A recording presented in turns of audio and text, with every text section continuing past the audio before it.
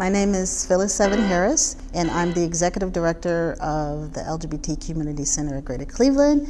And since September, I'm the co-founder of a consulting business. My friend Ryan and I started Sage and Maven LLC.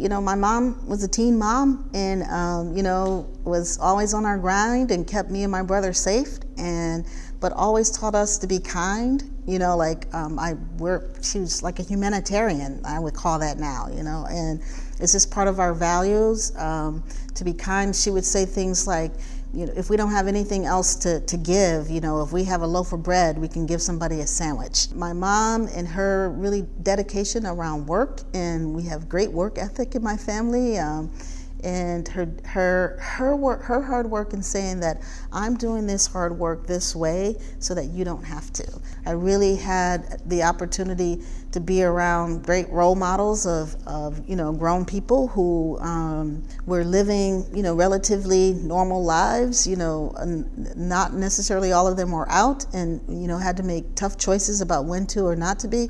But I learned about being a feminist, right, and a lesbian feminist, and what that meant. And I came out to a very active, during the time, community of women who, taught me about, Audre Lorde and, all the greats, that you can think of.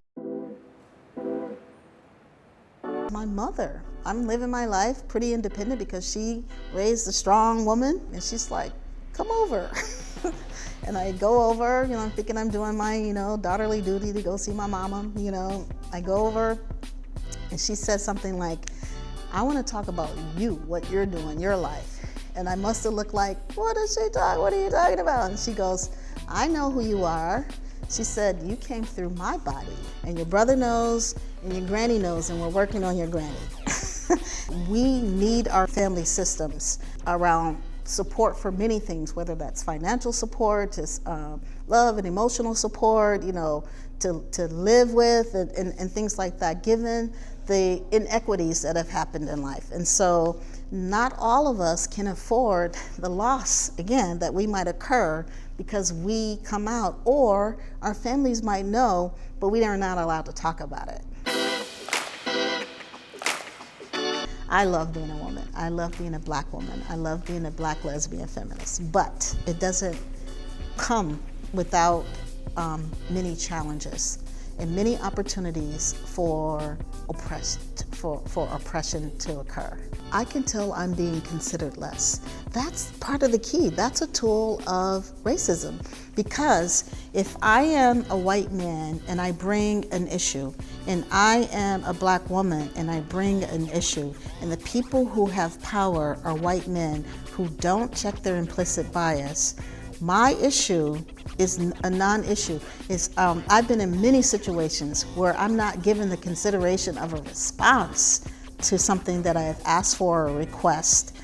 I don't, for a while I didn't know if it was sexism or racism, because I knew it wasn't about my leadership. That's a tough for us who live at the intersections of many things, and Black Lives Matter, but all Black Lives matter, and this is different than, white people saying all lives matter. You know exactly what we mean. We're talking about the fact that Black trans women are at risk for, murder and violent acts against them because people simply don't care or see them as human, and so what we're talking about is, if you're going to be lifting up, the state response, to Black bodies, you gotta include everyone. I don't have the luxury of picking one or over the other, and so because of that, then I won't. I think my role is to be a good leader and go back to my roots, right, where my mom said, "Be kind."